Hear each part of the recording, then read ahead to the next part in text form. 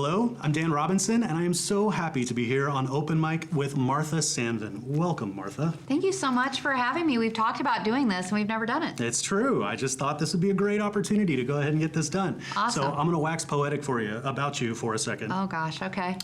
Martha does amazing work as an educator, and Martha was a person who, in my life, got me totally tuned into the dynamic of being an artist educator. It was something that I was not familiar with. My first artist educator training came through a program that Martha started in Kansas City.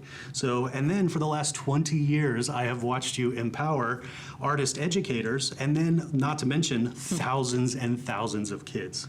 So when you moved here to Fayetteville, you started an incredible program called the Breakfast Club. I did. So tell us about that.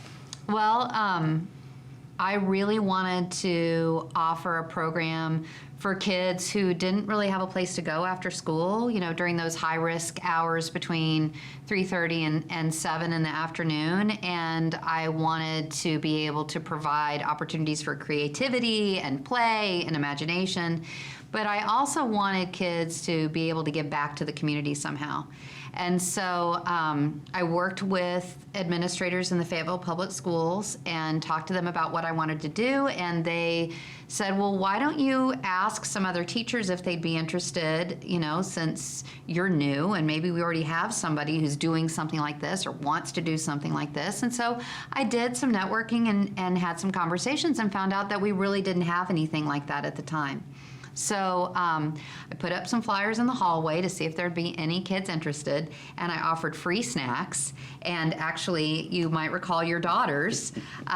Your daughters were voluntold by me that they would help me with this recruitment. Right. At Ramey. At Ramey Junior High, and so they helped lead that first after-school meeting, and we had over 60 kids come. And so that first year, we had mainly drama and theater explorations after school, and we created sketches and skits.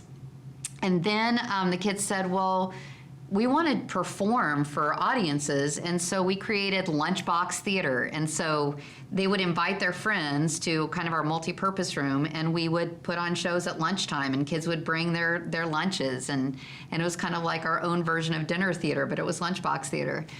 And then the program just grew way out of, it was outsized for me. And so I was fortunate to have an art teacher, Mary Smith, join me, and math and English and tech teacher named Bridget Davis join me.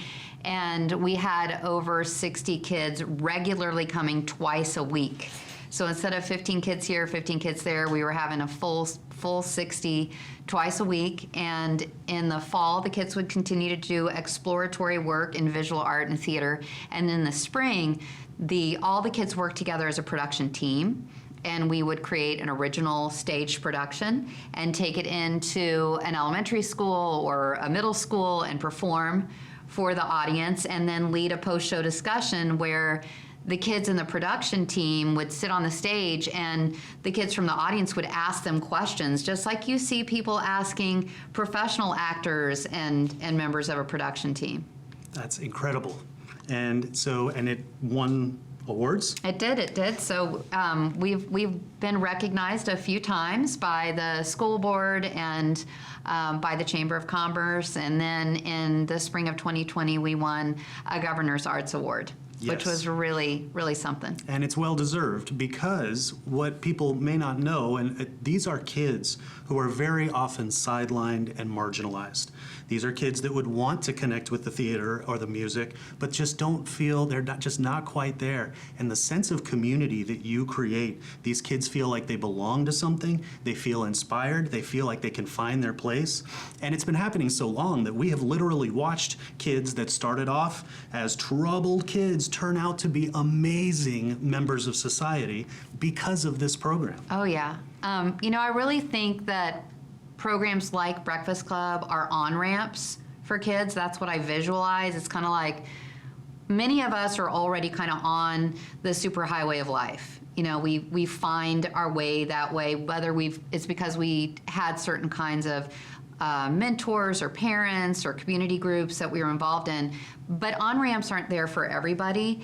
And when we have a program like Breakfast Club, it provides an on-ramp for someone who hasn't made it to the highway yet, right? Yeah. And so I love it when I'm at the high school now and I'll have a veteran Breakfast Clubber who will say, Miss Martha, I'd love to be a part of the program this year, but I'm on the tech crew for the musical. And I'm like, all right, There it is. we were successful. That's we right. we on-ramped you. You know, you're on the highway with everybody else now. Yep. You know, and you figured out what lane you wanted to be in.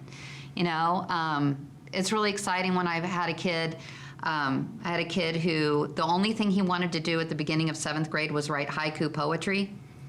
In fact, he actually asked me if he could turn in all of his assignments for English class in the form of haiku. I was like, dude. Challenge accepted. I was like, dude, you have got to come join my after school program. Like, I need you. And he just graduated from high school this year. He won a creative writing scholarship. He has written and produced and performed in plays at the high school. I'm incredibly proud of him. And here he was, the guy who wanted to do haiku, and now he's doing all aspects of production, all kinds of aspects of creative writing, and it's really exciting. The proof is in the people. Mm-hmm. Absolutely. That's where, when you've been doing it as long as you have, then you get to see these amazing arcs. And so it's not like well, maybe it'll work. It's like we have so many success stories that we almost lose count. That's right. But every one is so precious. It's so true. So we're really wanting to try and add some more on-ramps, to go back to my extended metaphor. I hope it's working. Yeah. And so this year, I've been working closely with the Center for Children and Youth at the University of Arkansas, which is a nonprofit under the umbrella of the U of A Fayetteville that serves teachers by offering professional development and serves young people by trying to give them opportunities to share their voice and share their story. And so I'm working with them in partnership with the Faulkner Performing Arts Center. Nice. And both of those organizations have committed to developing the next phase of Breakfast Club, which is a job training program called Artworks. Wow. And so in the fall semester, high school students learn how to try out different art forms. So they learn artistic processes, they learn the creative process, they learn how to go from concept to pre-production, production, post, and audience. And then in the spring, they go to the Faulkner Performing Arts Center and they do a 60-hour internship. Wow. And they train in how to work in the box office, how to do security, how to do logistics, how to load in a show, how to hang a gallery exhibit, how to have an opening reception. And then ultimately what they will do is they will go out to Ramey Junior High and Holcomb Elementary Schools, and they will mentor children at those schools and how to do those creative processes. And ultimately, they will form a production team and they will produce a showcase of performances and visual art at the end of the semester at Faulkner. And all of those children from Holcomb and Ramey and their families will be able to come see their kids' creative works featured at a state-of-the-art performing arts center. That's incredible. So if people want to find out more about the Breakfast Club, where can they go to find out more? Well, they can find out more on our website for Center for Children and Youth. They can, you can always find me on Facebook, Martha Sandven on Facebook. We're building out our Beyond School Hours aspect of our website at CCY, and so all of our Beyond School Hour programs will have quite a bit of information on the web. Awesome.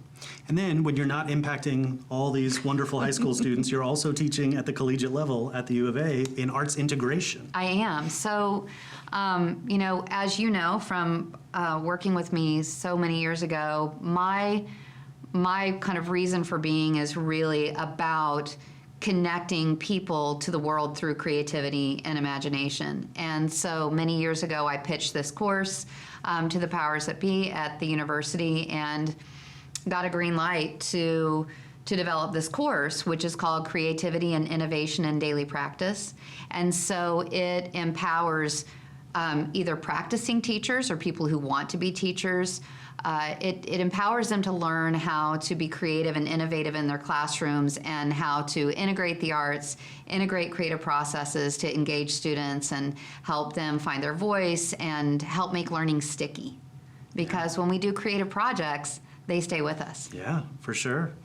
Well, that's all amazing. And I just want to thank you for all the work that you do in the community. Thank you for the work you do with the young ones, and thank you for the work that you're doing with the ones that are going to be shaping the young ones to come. So it's really amazing stuff. We will be anxious to see what happens with the Breakfast Club. It's going to be a lot of fun to see that new development. Absolutely. So thank you. Thank you so much for coming in. All right, thanks for having me.